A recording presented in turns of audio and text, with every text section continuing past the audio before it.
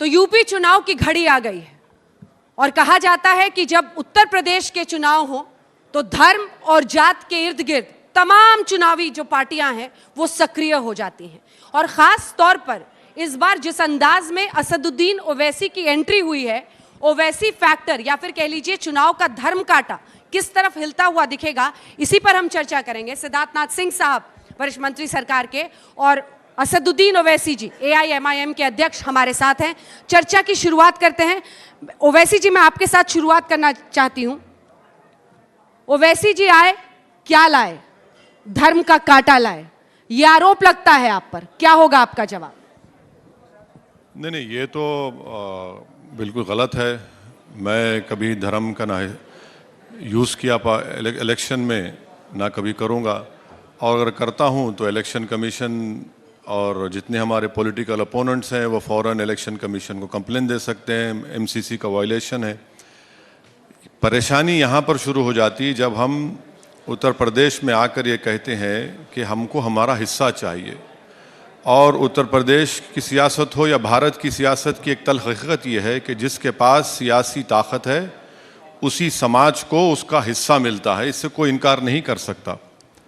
और अगर आपको मैं डेटा देना शुरू करूं तो इसको भी कोरॉबोरेट कर सकता हूं। यही हमारा लड़ाई है, यही हमारा झगड़ा है, यही हमारा डिमांड है कि भाई हिस्सेदारी की सियासत हो। तो जब उस पर यह बात होती है तो सब लोग ये कहते हैं कि नहीं, हिस्सा नहीं दिया जाएगा, आप सिर्फ गुलामी करिए, हमारा साथ दीजिए या डरते रहिए। तो हम इन चीज़ों को उठाते हैं तो इससे सबको तकलीफ होती है। चलिए, शुरुआती कमेंट एक आपसे लेने के बाद ही मैं अगला क्रॉस क्वेश्चन उनसे करूंगी।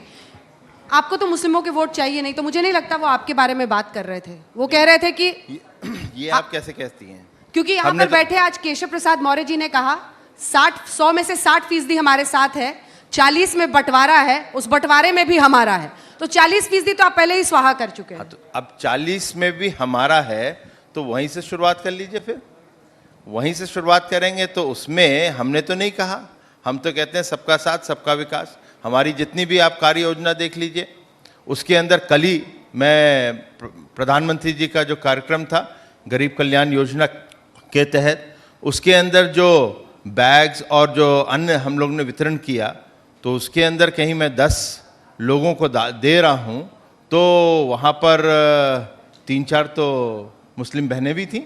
तो हमने कब कहा हमारा आयुष्मान कार्ड ले लीजिए, आयुष्मान कार्ड में लेके हमारे आप प्रधानमंत्री आवास देखिए, मुख्यमंत्री आवास देखिए, ये जितनी भी योजना है, हमने तो नहीं कहा कि इस कौम को नहीं मिलेगा, इस कौम को ही खाली दिया जाएगा। हम तो देते आ रहे हैं। हम तो कह रहे हैं हमारे सब हैं, मगर जो लोग आ रहे हैं वो कहते हैं हमें इतना ही चाहिए, हमें वो नहीं चाहिए, हमारे पास तो यही वोट होना चाहिए।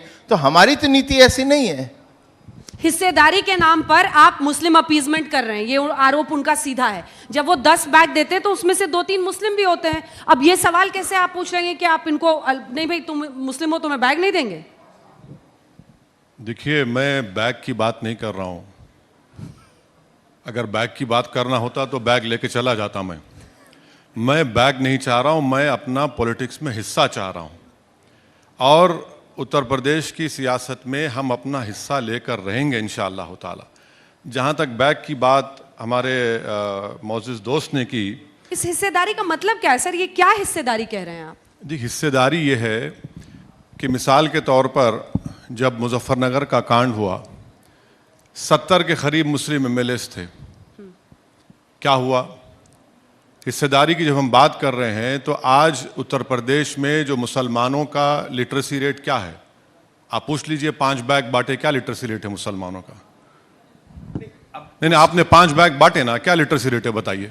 इसके लिए आप भारतीय जनता पार्टी को क्यों दोषी मान रहे हैं? आप सत्ता में हैं? ना आप उसके लिए हम योजना लेकर आए हैं। हम लोग का सर्व शिक्षा अभियान चल रहा है। हम तो नहीं कहते कि आप हमारे यहाँ नहीं पढ़िए, वही आएंगे खाली। ये तो हमारा अभियान है। हाँ, आप लोग जाएं, उनको कहें, सबको कौम के अंदर कहें कि आप शिक्षित हुइए, आप शिक्षित होकर जाइए, स्कूल में भी जाइए।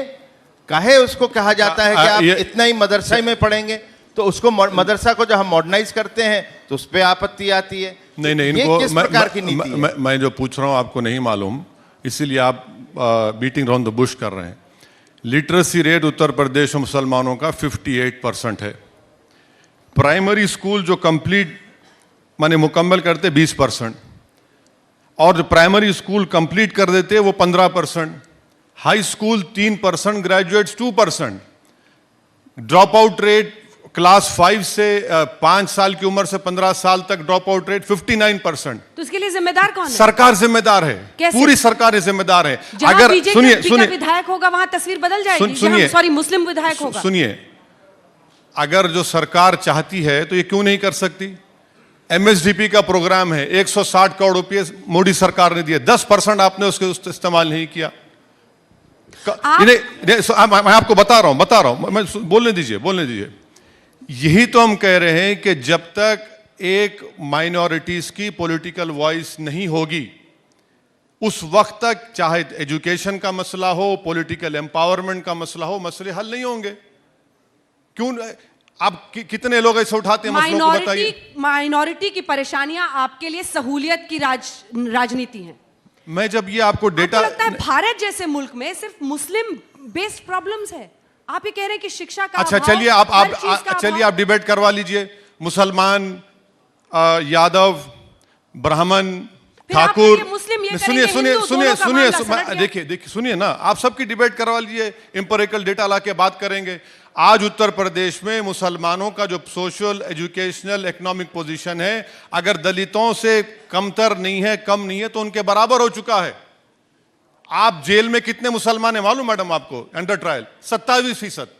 कितनों का कन्विक्शन होता है? उसमें से 3 या 4% का कन्विक्शन होता है।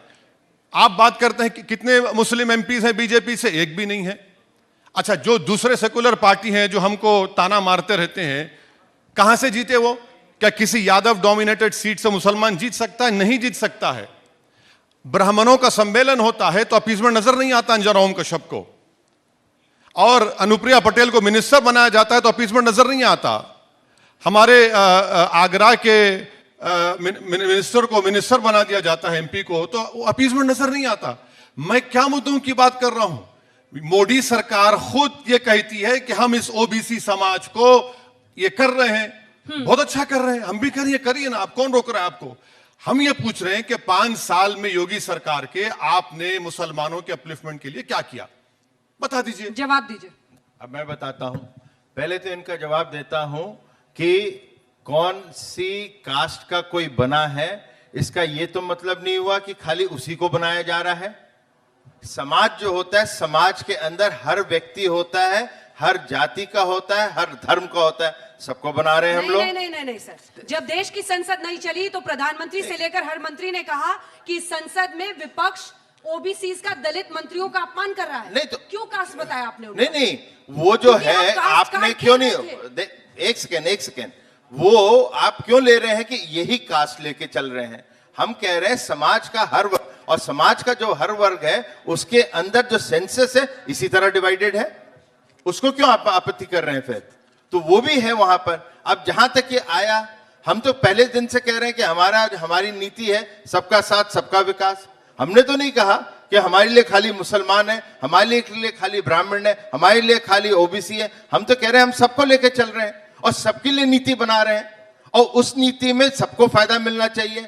जहां पर एम्पावरमेंट की बात होती है वहां पर भी हम जाते हैं। कहीं एम्पावरमेंट की बात होती है, इन्होंने तो कभी सोचा नहीं होगा, ना आगे सोचने वाले हैं, ना किसी पार्टी ने। एक सेकेंड रुकिए, आज हमारी स्कीम आती है 1 डिस्ट्रिक्ट 1 प्रोडक्ट, पूरे देश में चल रही है, विश्व में उसकी चर्चा हो रही है। 1 डिस्ट्रिक्ट 1 प्रोडक्ट में सबसे ज्यादा क्या है? हैंडीक्राफ्ट वाले हैं, टेक्सटाइल वाले हैं, बुनकर समाज है। उनको कौन सोच रहा था उसके बारे में? उनको आज हम लोग ट्रेनिंग देते हैं, ट्रेनिंग देके उनको पैसा देते हैं। पैसा नहीं, एक सेकंड, पैसा मासूम भी ना बनिए। नहीं, मासूम नहीं। राजभर साहब से आप लोग बातचीत कर रहे हैं, कहा इन्होंने अच्छा सा मोर्चा बना रखा था, वहां भी फ्लर्ट करने लगे आप। इधर अपना दल को आपने शामिल किया, मंत्री बना दिया। अब आप कह रही हैं कि हम वहां पे घुस रहे हैं। अब ये तो बड़ी दिक्कत हो जाए साहब। चाहते क्या इन छोटे दलों के जरिए आप कास्ट पॉलिटिक्स नहीं खेल रहे हैं? हम कहां कर रहे हैं? बात कर रहे हैं, हम कहां कर रहे हैं? हम तो कह रहे हैं हम सबको खुश करना चाहते हैं, सबके लिए योजना लेकर आ रहे हैं और सबको लाभ मिलना चाहिए। हमारी तो नीति इतनी है। कहां तो आप दलित मुस्लिम कंबाइन की तरफ देख रहे थे, अब राजभर जी स्वतंत्र देव सिंह से मिल रहे हैं। क्या कीजिएगा सर? आप अक्सर कहते हैं रजिया गुंडों में लुट गई। नहीं, मैं तो हमेशा कहता हूं कि मैं लैला हूं और सब मेरे मजनू हैं। तो इसमें कोई बात नहीं है, चलते रहता है। जहाँ तक राजभर साहब का ताल्लुक है, मैं साफ कह रहा हूँ कि हम बीजेपी के साथ नहीं जा सकते। समंदर के दो किनारे एक कभी नहीं हो सकते। और अगर वो बात कर रहे हैं, वो क्या बात कर रहे हैं मुझे नहीं मालूम। अच्छा, ये बुनकरों की बात की है, आपने टैरिफ क्यों बढ़ा दिया भाई बिजली का? आज जितना बुनकरों का, अंसारी भाइयों का कारोबार है, वो सूरत और महाराष्ट्र चला जा रहा है। क्यों भिजा रहे सूरत को आप? हमने 1500 रुपए, 2000 रुपए आपने टैरिफ बढ़ा दिया। नहीं बढ़ाया, ये फिर भ्रमित करा जा रहा है। ठीक है, मैं जवाब लूंगी आपसे इस पे। अरे आपने बढ़ाया सर, आप एमएसएमई के मिनिस्टर हैं। मैं उस विभाग तो मैं वही तो कह रहा हूँ, पूरा बुनकर परेशान है, ईस्टर्न यूपी का बुनकर परेशान है। फिर से एक से सुन ले, हम लोग बुनकर के लिए एक पॉलिसी लेकर आए थे, जिसके अंदर 2006 से जो चल रहा था उसके अंदर बिजली के लिए हम लोग सब्सिडी जो दे रहे थे उसके अंदर अंतर, फिर हमने निर्णय किया कि हम लोग उनको इसी प्रकार से चलने देंगे, क्योंकि महामारी आई है और ये हम लोग पूरा का पूरा पीरियड दे रहे हैं उन लोग को। तो कहां बढ़ाया हमने? आपने बिजली नहीं बढ़ाई, टैरिफ नहीं, बिल्कुल नहीं बढ़ाया, नहीं बिल्कुल नहीं बढ़ाया। माने 1500 रुपए हम उनको जो सब्सिडी देते हैं वो सब्सिडी दे रहे हैं। वो लोग देख रहे हैं, बुनकर खुद फैसला करेंगे, अंसारी भाई फैसला करेंगे। साक्षी महाराज जो बीजेपी वाले सांसद है बड़े खुश हुए सुनकर कि ओवैसी जी आ रहे हैं। अच्छा, वो कहा कि बड़ा अच्छा है हमारे लिए। वो भी हमारे मजनू हो गए। इसीलिए ये पूछा जाता है कि ओवैसी जी बीजेपी के साथ है या खिलाफ है, क्योंकि वो ध्रुवीकरण की पॉलिटिक्स इनको सूट करती है। नहीं, मैं तो सुना कि साक्षी महाराज को भी ओबीसी कोटा में मंत्री बनने का शौक था, उनकी उम्मीदों पर पानी फिर गया। अरे आप खुद कर रहे हैं भाई, अनुप्रिया पटेल, पंकज चौधरी, बीएल वर्मा, बाघेल, कौशल किशोर, हाँ, ये सब लोगों को आप बनाते हैं और आप बताते हैं कि हम तो दूध के धुले हुए हैं। पूरी ओबीसी पॉलिटिक्स, कास्ट पॉलिटिक्स आप करते हैं। यहाँ पर समाजवादी, बीएसपी, ब्राह्मण सम्मेलन, और हम अगर मजलूमों की बात करते हैं, अरे आप नहीं बात करना, कैसे बात कर रहे? माने यहाँ पर ये अजीब मामला है कि अगर कोई यादव बीजेपी को वोट दे दे या कोई ब्राह्मण बीएसपी को वोट दे दे, तो कोई ये नहीं कहता है कि वोट कटवा है, बी टीम नहीं कहा जाता। और जब ये लैला आ जाती है तो देखिए बी टीम आ गई, बी टीम आ गई। अरे ये अजीब मामला है। अरे ये हकीकत है उत्तर प्रदेश की पॉलिटिक्स में कि मुसलमानों की एक लीडरशिप नहीं बनी है। चाहे जितने सीएम बने, जो सीएम जिस समाज का होता है वो अपने समाज को मजबूत करता है, इसमें कोई डिनाई नहीं कर सकता। अखिलेश जी तो आश्वस्त हैं कि मुस्लिम्स उनकी तरफ हैं। कहां है? उनके साथ वो। अरे अखिलेश तो इनसे मिले हुए हैं। इटावा में कैंडिडेट नहीं दिया उन्होंने, दिया क्या पूछे? इटावा में 21 मुकामात पर चेयरमैन के लिए अखिलेश ने कैंडिडेट नहीं दिया। मोदी जी पहली मर्तबा, मुलायम जी ने संसद में प्रशंसा की थी मोदी जी की, इसीलिए शायद। नहीं, मुलायम सिंह यादव साहब ने पार्लियामेंट में खड़े होकर कह दिया था कि दोबारा मोदी पीएम बन जाए। उन्होंने खड़े होकर कहा। अखिलेश ने तो, आज अखिलेश हम बहुत सी बातें करते हैं, बहुत सी मेहरबान है। उन्होंने अपना असेंबली इलेक्शन हार गया, पार्लियामेंट इलेक्शन हार गए, अपने परिवार के 2 लोग हार गए। मैनपुरी में मुलायम सिंह यादव साहब की मेजॉरिटी कम हो गई। अखिलेश जीते आजमगढ़ से तो मुस्लिम वोटों से जीते, वो 3 जो मुसलमान जीते वो मुस्लिम वोटों की वजह से जीते। और अखिलेश कौन सी दुनिया में है? अखिलेश ने ही तो सब किया ना ये। अच्छा, एक बात बताइए, हिंदू वाहिनी का वो शख्स जिसका वीडियो आज भी, जिसने कहा था कि मुस्लिम औरतों को खबर से निकालकर उनका रेप करो, आज वो समाजवादी में बैठा हुआ है। तो कौन सा सेकुलरिज्म है ये? समाजवादी पार्टी में बैठा हुआ है वो, उसका नाम नहीं लेना चाहता हूं मैं। अब आप बताइए, ऐसा दिखता है कि नूरा कुश्ती बीजेपी और समाजवादी में हो रही है। Silent alignment. ये तो अब यही समझेंगे बीजेपी का कैंडिडेट होगा या नहीं, आप ही बोल दीजिए कि होगा, लड़ेगा। क्यों नहीं लड़ेगा? हम लोग के यहाँ जहां कैंडिडेट होगा वहां पे लड़ेंगे। और हम लोग 403 सीटों में गठबंधन को छोड़ के बाकी सीटों पे भारतीय जनता पार्टी लड़ेगी, इसमें कोई दो राय नहीं है। मगर अब ये कुछ चीजों पे बोलते हैं, फिर बुरा लगेगा। हैदराबाद में इनके भाई साहब ने भी कुछ बोला था, 15 मिनट लाइट बंद कर दो। अब उसके बारे में कुछ नहीं बोलेंगे, तो इसलिए मैं उसमें से नहीं हूं, मैं उनमें से नहीं हूं। एक मिनट, मेरे को तो ये बता दें कि आप मुसलमानों के हितैषी हैं। मैं 2 मिनट मानता हूं, और ये भी मानता हूं कि उनकी जो हालत है वो दयनीय है। सबने वोट लिया मगर किया नहीं कुछ आज तक। आप करने आ रहे हैं तो आपका स्वागत जरूर करूंगा मैं एक नागरिक के रूप में, मगर एजेंडा तो दे दो, आप करोगे कैसे ये भी तो हम लोग को समझाओ। ये तो किए, ट्रिपल तलाक कानून लेकर आए, तो लाते हैं ट्रिपल तलाक कानून लेकर आए। एक भी मुस्लिम एमपी नहीं है इनके पास। एक एक एक, एक एक सुनिए सर सुन लीजिए ना। अब हिंदू वाहिनी का मैं जिक्र किया, वो उस लड़के का, सुनील जो भी नाम है आदमी का, आपको तकलीफ क्यों हो रही समाजवादी में चला गया तो? अरे अभी आप तो मैंने नहीं कहा, आपको मैंने खाली कहा अभी आपने आप हिंदू वाहिनी का जिक्र किया था, उस समय के प्रकरण को किया था, उसके आधार पे मैंने आपको थोड़ा सा हैदराबाद का भी दर्शन करवाया। नहीं नहीं सर, अच्छा है, हैदराबाद अच्छी जगह है, आप दर्शन करने जरूर आइए। आप अमित शाह भी आए थे, आप भी आइए, आपको आना चाहिए, देखना चाहिए हैदराबाद की खूबसूरती को, उसमें कोई इतराज नहीं है। भारत का हिस्सा है, अटूट हिस्सा रहेगा। अयोध्या गए या नहीं गए? हाँ? अयोध्या गए या नहीं गए? हम तो 2000 मेरे ख्याल से हम 12 या 13 में हम बाई इलेक्शन लड़े थे, 16 में बाई इलेक्शन लड़े थे वहां पर। हाँ, आपके जहन में कुछ और है, बता दीजिए, जबान पे ला ही लीजिए, क्यों रोक रहे हैं अपनी जबान को?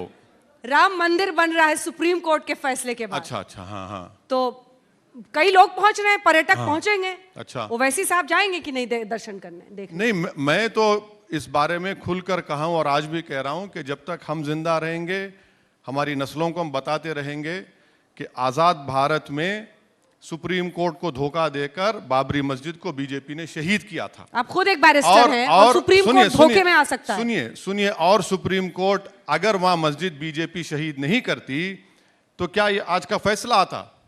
वो मेरी मस्जिद थी, है और रहेगी इंशाअल्लाह ताला, हम तो ये बोलते रहेंगे। सिद्धार्थ जी, अब पहले तो ओवैसी साहब कहते हैं कि सुप्रीम कोर्ट को धोखा दिया। अब सुप्रीम कोर्ट को धोखा कोई दे सकता है तो इन्हीं के शब्द हो सकते हैं, भारत में ऐसा कोई नागरिक नहीं मिलेगा जो ये कहेगा।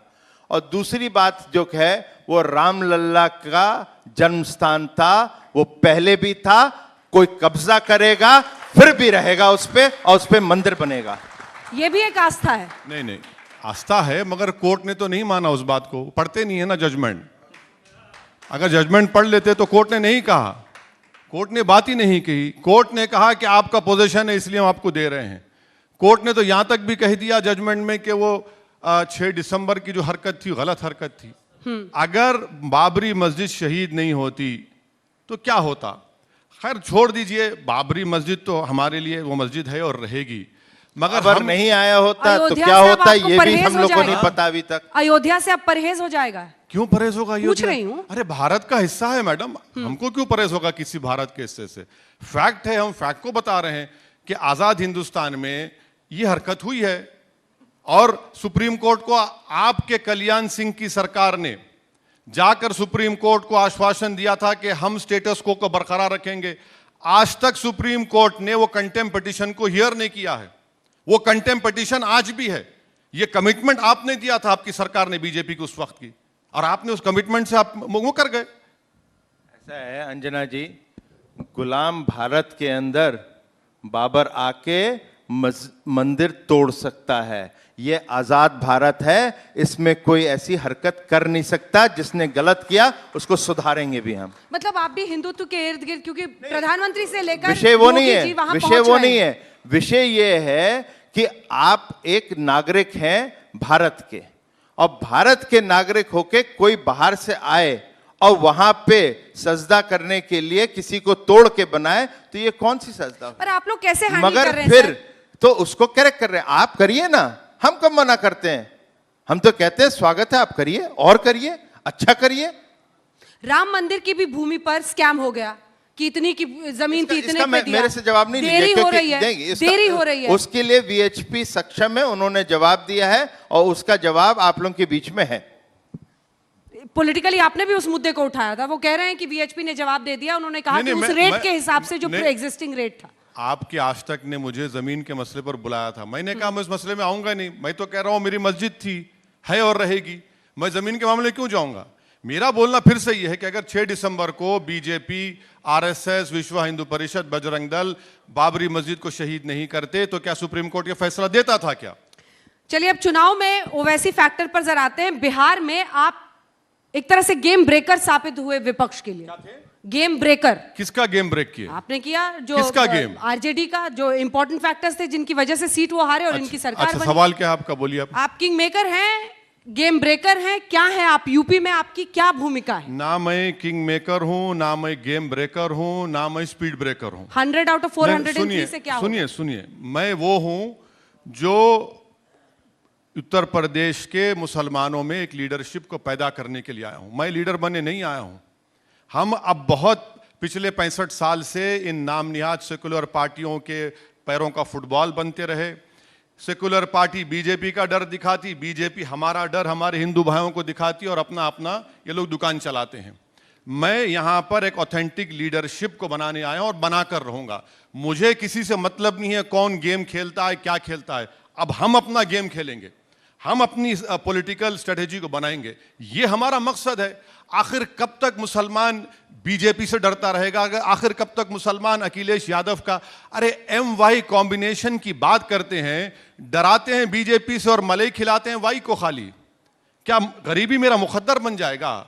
क्या मैं ऐसा ही डरते रहूंगा? क्या लीडरशिप आएगी नहीं, बात नहीं करेगी? हर समाज की यहां पर लीडरशिप है उत्तर प्रदेश में। अगर किसी की लीडरशिप नहीं है तो मुस्लिम समाज की नहीं है। और अगर जो भी अपने आप को जो कहते हैं वो तमाम के तमाम तो गूंगे हैं, शो बॉयज हैं, मुंह में जबान है मगर गूंगों की तरह, बहरों की तरह, अंधों की तरह रहते हैं। दिखता नहीं है उनको क्या हो रहा है जमीन के ऊपर। लेकिन अकेले आप कैसे भिड़ पाएंगे? मैं अभी 16 पार्टियों की राहुल गांधी ने बैठक बुलाई। कौन? राहुल गांधी ने बैठक बुलाई दिल्ली में। हाँ, उसमें हम तो नहीं थे। हाँ, इसीलिए नहीं तो थे पूछ ना, रही हूं। नहीं थे हम उसमें। तो नहीं, हम उनके नाश्ते के लायक नहीं है ना, हमको उनको ब्रेकफास्ट की जरूरत है। भाई वो खुद हार गए यहां पर यूपी में, आप किसकी बात कर रहे हैं मैडम? आप यहां हार गए, अपनी आबाई सीट को हार गए। वो कहां कर रहे हैं? वो बेचारे वहां चले गए, साउथ में चले गए, वहीं उनको सब चीज अच्छा नजर आ रहा है। यूपी की तो कोई चीज पसंद भी नहीं आती। तो उनसे राहुल गांधी तो है भी नहीं, टाई टाई हो गए यहां पर, वो कुछ भी नहीं यूपी में उनका। ये तो आपके मन की बातें कर रहे हैं, तभी लोग बोलते हैं। देखिए, वो आप कुछ भी समझे, मगर ये लोकतंत्र है, इनको भी अधिकार है। ये कहते हैं कि हम अपनी लीडरशिप बनाएंगे, तो उसमें भारतीय जनता पार्टी को या किसी और पार्टी को क्या आपत्ति हो सकती है? तो लोकतंत्र है। जो पिछली बार शमशान कब्रिस्तान वाले बयान के बाद हुआ था, क्या इस बार पॉपुलेशन कंट्रोल बिल के जरिए आप ध्रुवीकरण करने की कोशिश कर रहे हैं? पहले तो पॉपुलेशन कंट्रोल बिल नहीं आया है, ये पॉपुलेशन कंट्रोल पॉलिसी है। दोनों में बड़ा अंतर है। पॉलिसी जो है वो हर 10 साल पे आती है, वो 10 साल के बाद हम लोग को भी फिर से लानी थी, वो फिर से हम लोग लेकर आए। तो इसमें बिल जो है वो आएगा, जब आएगा तो हम उसमें बहस कर सकते हैं। तो पॉपुलेशन पॉलिसी में आप ये बता दीजिए, क्या उत्तर प्रदेश ने रिप्लेसमेंट रेट को हासिल किया नहीं किया अब तक? क्या उत्तर प्रदेश, सर मेरे सुन लीजिए, क्या उत्तर प्रदेश की सरकार, योगी की, मोदी सरकार के खिलाफ जा सकती है, जिसने सुप्रीम कोर्ट में दिसंबर 2020 में एफिडेविट में ये कहा कि भारत में 2 child norm is again international standards? तीसरी बात यह है कि आप ये कह रहे हैं आपकी पॉलिसी में कि उन्हीं लोगों को इलेक्शन लड़ेंगे या प्रमोशन मिलेगा जिसके 2 बच्चे से ज्यादा नहीं होंगे। आप तो सर रिप्लेसमेंट, सुनिए मेरी बात, रिप्लेसमेंट रेट तो आपने हासिल कर लिया। अब आप ये बताइए कि अगर स्टेरिलाइजेशन होगा, 98% तो यहां पर खवातीन का होता है। अच्छा मैडम सुन लीजिए, अब इनका रिकॉर्ड एक मिनट, आप सुन लीजिए। अब इनका रिकॉर्ड देख लीजिए कि उत्तर प्रदेश में नवंबर 22, 2019 को मोदी सरकार सवाल के जवाब में कहती है कि उत्तर प्रदेश में वर्स डॉक्टर पेशेंट रेशियो है। आपके प्राइमरी हेल्थ केयर सेंटर्स में 2270 डॉक्टर की वैकेंसीज है, आप वो भी पूरा नहीं करते और आप कह रहे हैं करेंगे। आपको मालूम मैडम, उत्तर प्रदेश में 50% बच्चे स्टंटेड होते हैं, मैल न्यूट्रिशन से पैदा होते हैं, और आप पॉपुलेशन पॉलिसी की बात कर रहे हैं। आपके पास ये कहते हैं पॉपुलेशन प्रॉब्लम है। 10% CMI कहती है कि उत्तर प्रदेश अनएम्प्लॉयमेंट, यानी 100 में 10 लोगों को नौकरी की जरूरत है। इन्हीं का मिनिस्टर उत्तर प्रदेश की विधानसभा में खड़े होकर कहता है कि अनएम्प्लॉयमेंट पोर्टल के ऊपर 33 लाख लोगों के नाम है। आप वो नहीं करते और पॉपुलेशन की आप बात करते हैं। ये बड़े पढ़े लिखे आदमी हैं। भारत का जो डेमोग्राफिक डिविडेंड है वो कब तक रहेगा? कब तक रहेगा? पहले तो शुरू करते हैं रिप्लेसमेंट। बीएचपी ने भी कहा कि पॉजिटिव वाला सही नहीं, ठीक है। इन्होंने रेस किया, रिप्लेसमेंट की बात करी, तो इनको थोड़ा सा अंतर शायद पता भी हो सकता है, मैं नहीं कहता, मगर पॉपुलेशन मोमेंटम भी आता है और चाइल्ड बेयरिंग एज होती है वो उत्तर प्रदेश की बहुत हाई है। तो ये सब चीजों को लेते हुए जब आपका जो टारगेट होता है, आज की डेट में हम 2.7 है, नेशनल एवरेज से ऊपर है TFR पे। कुछ हमारे डिस्ट्रिक्ट्स हैं, अब उस पर ज्यादा नहीं विषय भटकाऊंगा, मगर TFR हमारे 4% हैं साहब। अब उसको आप इम्बैलेंस को बैलेंस कैसे करेंगे? तो उसके लिए पॉलिसी तो होनी पड़ेगी, और उसको आप 2030 तक की 1.9 या 2% कैसे लाएंगे, उसके लिए पॉलिसी तो करनी पड़ेगी। पॉलिसी के अंदर MMR IMR, जो कि उत्तर प्रदेश का हाई MMR मानता हूं, मैं स्वास्थ्य मंत्री रहा हूं, उसको करने के लिए पॉलिसी तो हमें नीति लानी पड़ेगी।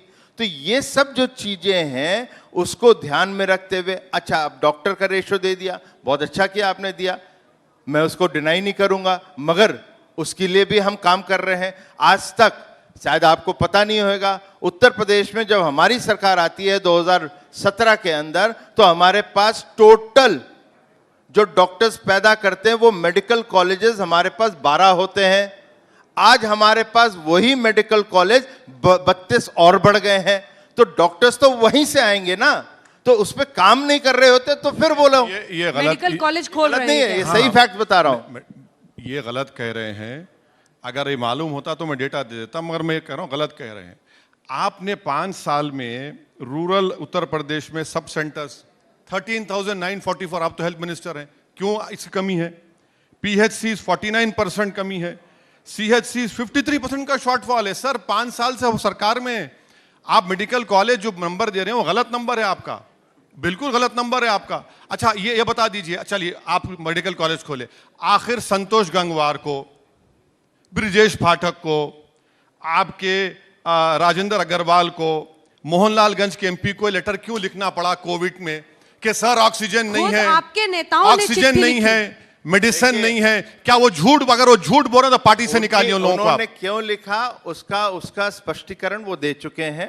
जहां तक कि जब कोविड की आप बात कर रहे हैं, ये महामारी के अंदर उत्तर प्रदेश का जो पूरा का पूरा उसका मैनेजमेंट कोविड कर रहा है, तो उसके लिए WHO से भी और नीति आयोग ने भी अलग अलग उसकी प्रशंसा की है। और यहां तक कि यही नहीं, ऑस्ट्रेलिया के एक सांसद हैं, वो भी बड़ी प्रशंसा कर रहे थे, यूपी की। उन्होंने कहा हम योगी जी को ले जाना चाहते हैं वहां पर, वो मैनेजमेंट कर दें हमारे लिए, जो नहीं। एक सेकंड साहब, आप कर रहे हैं, तो ये जो चीजें हैं वहां पर जो हम लोग ने मैनेजमेंट करा, आज क्यों नहीं बोलते कि उत्तर प्रदेश ने सबसे ज्यादा वैक्सीनेशन पूरे देश में कर रहे हैं, 5.5 करोड़।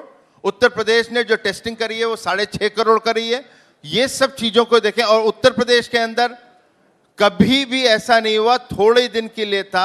अरे नीति आयोग ने तो ये कहा था कि उत्तर प्रदेश के अंदर 1 लाख प्रतिदिन हो जाएगा 30 अप्रैल से, मगर उस दिन तो वो 23 लाख नहीं हुआ, 32,000 हुआ। हमने वो पीक को होने नहीं दिया। सर ये प्रशंसा कर लीजिए साहब। और 24 करोड़ पॉपुलेशन पे हम लोग हैं। अच्छा, दूसरे लोग आपके दिल्ली चले जाए, 2 करोड़ पॉपुलेशन में, वहां डेथ रेशो देख लीजिए और हमारे यहाँ देख लीजिए, तो आपको आंकड़े मिल जाएंगे। अच्छा सर, आपने कितने लोगों को 2 वैक्सीन लगाया उत्तर प्रदेश में? कितने % लोगों को? हम लोगों ने, जो आपको मैंने अभी दिया 5.5, नहीं 2 वैक्सीन। मैं वही कह रहा हूं, जो 5.5 करोड़ का जो आपको मैंने आकलन दिया है, उसके अंदर 65%, 60 to 65% जो है वो हम लोगों ने डबल डोज कर चुके हैं। बिल्कुल झूठ बोल रहे हैं आप। सिर्फ 4% लोगों को 2 डोज लगा उत्तर प्रदेश में। ये तो आप ही के पास आंकड़े हो सकते हैं, 4 से हम लोग के 5%। सरकार के तो होते नहीं, आपको कहीं और से मिलते होंगे साहब। मैं इस पे कैसे कर लूं? अच्छा सर, मैं उस पे कैसे डिबेट कर लूं आपसे? ऑस्ट्रेलिया के आदमी को आप जरा ये भी बता देते कि आपके चीफ सेक्रेटरी ने स्टेट इलेक्शन कमीशन को लेटर लिख के कहा कि 2020 टीचर्स की मौत हुई है जिला परिषद इलेक्शन में, उनको एसग्रेशा दीजिए। उसको बता देते आप। अरे आप इलेक्शन करवाते हैं, 2000 टीचर्स की मौत हो जाती है और आप उसकी तारीफ कर रहे हैं। सर पानी पर लाशें बह रही हैं, वो जमीन पर कुत्ते लाशें खा रहे हैं, और आप ये कह रहे हैं। एक उत्तर प्रदेश में कम से कम, ये बहुत क्वेश्चन ले चुके हैं, उसी का जवाब दे। कोई चश्मा काला लगा के घूमता हो और उसको जानकारी न हो, खाली वो इनको अच्छा लगे जिससे वो सरकार को घेरे, तो मैं कुछ कह नहीं सकता। जानकारी ले, गूगल अभी कर ले, दैनिक जागरण ले ले, NDTV ले ले, 2014 की भी ले ले, 2015 की ले ले, वही फाफा मुंह जहां से मैं आता हूं प्रयागराज से, वही जगह पे वही आपको लाशें दिखेंगी, क्योंकि एक परंपरा है। अब वो परंपरा आपको नहीं समझ आ रहा है तो मैं क्या करूं? करना पड़ेगा। क्या आप लोगों की यही पहचान रहेगी, धुरी ऐसी रहेगी? आप मुस्लिम मुस्लिम करेंगे, ये योगी योगी करेंगे? आप मुस्लिम मुस्लिम करेंगे, ये योगी योगी करेंगे? नहीं, ये मुख्यमंत्री नहीं बोलते ना, बाबा बोलते या महाराज बोलते। उनको तो मुख्यमंत्री बोलना चाहिए ना। भारत की डेमोक्रेसी में उनका ट्वीट देख लीजिए आप, रोज रिप्लाई आता है कि बाबा है, महाराज हैं। अरे भाई, भारत का संविधान जिसको बाबा साहब अम्बेडकर ने बनाया, देश का सबसे बड़ा प्रदेश है, और मुख्यमंत्री अपने आप कहता है कि मुझे महाराज बोलो, बाबा बोलो। आप टोपी पहने तो दिक्कत नहीं है तो सर। नहीं, कोई वो प्रॉब्लम भगवा नहीं है। कपड़े पहन ले तो महाराज से दिक्कत मैं है। बोल रहा हूं मुझे बाबा बोलो या मौलाना बोलो, मैं कह रहा हूं असद पुकारो मुझे। बेहतरीन नाम मेरे माँ बाप ने रखा, बड़ा खूबसूरत नाम रखा, उसमें क्या बात है। मगर आप बोलेंगे नहीं मुझे महाराज पुकारो, बाबा पुकारो। अरे ये कहां से आ गया भाई? ये तो ऐसा है, संविधान इंदिरा के जी, मुताबिक करना पड़ेगा ना आखिरी काम। जवाब। मंच इस्तेमाल करके लोगों के बीच में सच ना बोलने की कहीं आदत हो गई है। तो जो मैं डिबेट करता था 4 साल मंत्री बनने के पहले, वो शायद ओवैसी जी अब झूठ बोल के डिबेट करने की आदत पे चल पड़े हैं। जिसने कभी एक ट्वीट दिखा दो जिस प्रकार से हमारे मुख्यमंत्री के विषय पे कह रहे हैं, तो जो सही है कम से कम वहां तो आदर और सम्मान रखना चाहिए। कोई संवैधानिक पद पे बैठा हुआ है। आप दोनों का बहुत बहुत धन्यवाद हमारे साथ आज तक पंचायत के मंच पर आने के लिए और अपनी अपनी बातें कहने के लिए। ये धर्म कांटा अब इधर उधर होगा, आने वाले वक्त में तस्वीर साफ होगी। देखते रहिए आज तक।